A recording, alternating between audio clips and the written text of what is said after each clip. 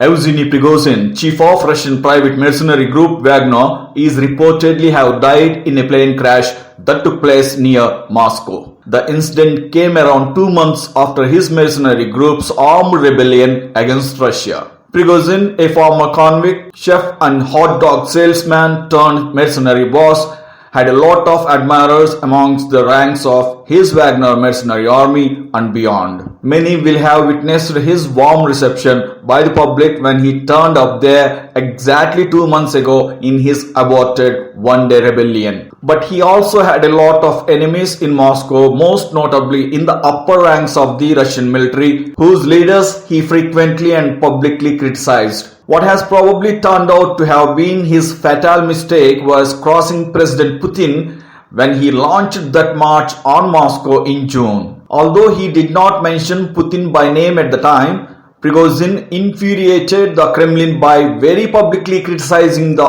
official reasons given for Russia's invasion of Ukraine. He told Russians they had been deceived and that their sons were dying in the Ukraine war due to poor leadership. Putin called Prigozhin's march on Moscow a betrayal and a stab in the back. Vladimir Putin does not forgive traitors nor those who challenge him. The former Russian intelligence officer turned defector Alexander Litvinenko died a slow and agonizing death in a London hospital in 2006 after he was poisoned with radioactive polonium substance. Investigation concluded that these assassins brought the lethal substance with them from Russia and that it could only have been sourced from a Russian government laboratory.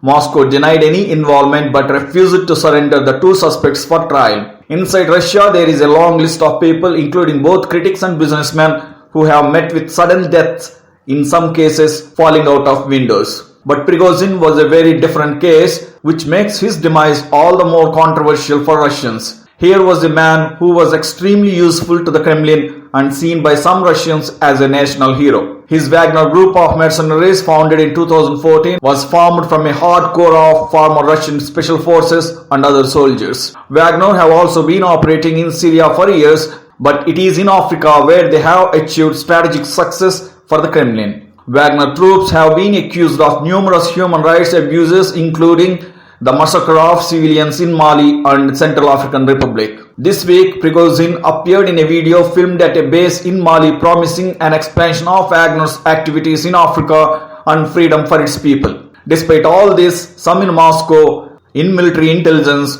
who viewed him as a potential future threat to Putin's rule.